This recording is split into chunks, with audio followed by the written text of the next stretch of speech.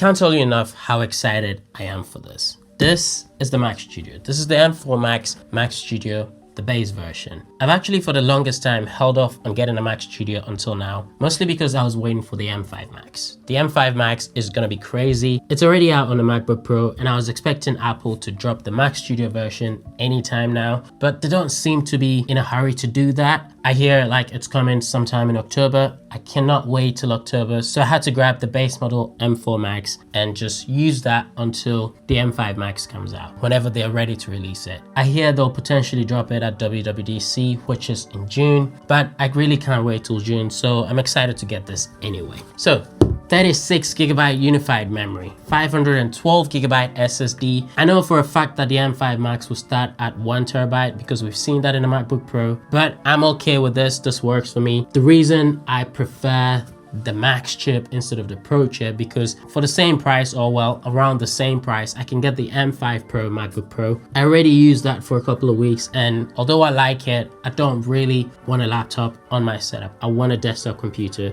And the one big advantage with the Max chips, especially now that both the M5 Pro and M5 Max have a 20-core CPU, is that you get dual encoders in the Max chips. So there's 2 media encoders in the Max chips, giving you even faster like ProRes exports and stuff like that. Like when you compare exports of like a ProRes video in Final Cut Pro with the Pro chips and the Max chips are like insanely fast at exporting. And there is also that benefit of the Mac Studio having like a beefier fan and not having a screen, so the price is actually lower than in the MacBook Pros. I prefer the Mac Studio. Like personally, Mac Studio is the way to go, unless you edit on the go a lot, which I don't really tend to do. And if you do that, you can get like a M5 MacBook Air or something, and that would be very much okay for like editing on the road and stuff like that. What else do we have here? So with the base M4 Max, it's a 14-core CPU and a 32-core GPU, which is good enough. Like I've used the M2 Max before and it was blazing fast, so I know that I'm not gonna have any issues with this one. 4 Thunderbolt 5 ports, so the big advantage of the M4 Max versus something like an M2 Max Mac Studio is that you get Thunderbolt 5 here instead of Thunderbolt 4. I'm getting the Studio Display in a couple of days, and so Thunderbolt 5 on this will be much more beneficial for me, especially now that the Studio Display also has Thunderbolt 5, so I can daisy chain if I want to and stuff like that, which is pretty cool. It's also got 2 USB A ports. You can actually see that on the back here.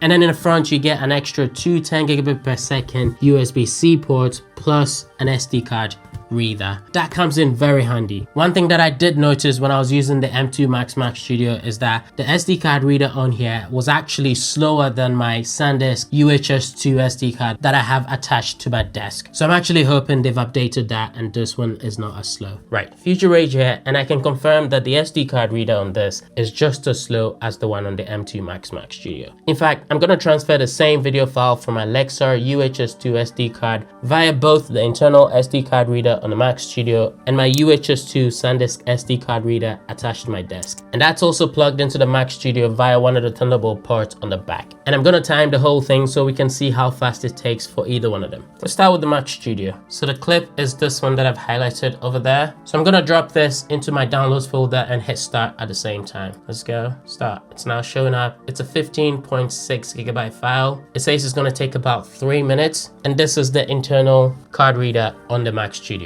The reason I think the Mac Studio's SD card reader is so slow is probably because it's UHS 1. Apple doesn't really announce what type of SD card reader it is, so I'm assuming it's UHS 1 because this is ridiculous. For like a 16GB file, this is taking so long. And this is going onto the internal SSD of the Mac Studio. I'm not putting it on an external hard drive or anything. So it's supposed to be like maximum speed. 1 minute and 30 seconds and it's still going. And that's why I noticed it, because usually you wouldn't notice if it's like, you know, a few seconds apart, but like this was ridiculously slow. Done. It took 2 minutes, 56 seconds to finish. Now I'm gonna eject the drive and then transfer the same file into the same folder. I'm gonna have to delete this one. Now I'm gonna plug this into my card reader over here, and it's the same highlighted clip. Remember, 2 minute 56. Now I'm gonna reset this and start again. So drop it here, hit start, started going. It's already 2.8 gigs gone. It's not even gonna take 1 minute for this one to be done. It's been 30 seconds and it's more than halfway done. Oh, it's almost done?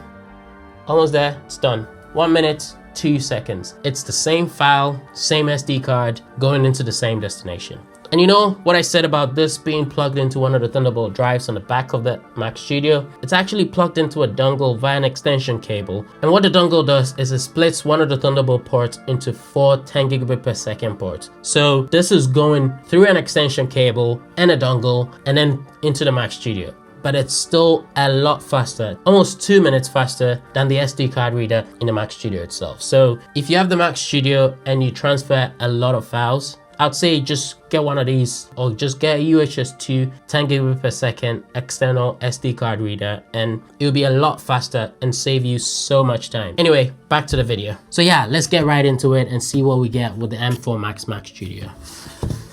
I'm really excited for this, if I haven't said it already. The pull tab is over there, and I love how Apple does the unboxing. It's such an experience.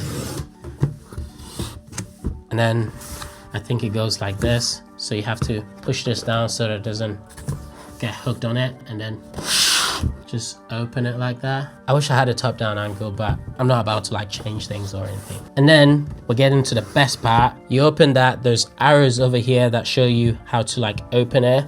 And then you can lift that out, and there is the Mac Studio. We'll set it aside and see what else is in the box. The only other thing you get, if I'm seeing correctly, is the power adapter. It's a really thick cable. And then we get to the Mac Studio itself. Peel over here and it just all falls away. It's just, there we go. You've got your Mac Studio right there. It's quite heavy. One thing that I didn't read out is that it also has an HDMI port. It has a headphone jack on the back, not on the front like on the Mac Mini. I really hated that. And then the power button is also at the back. It's reachable. It's not like the Mac Mini where it's under it, which I also really hated. I don't know why they did that really.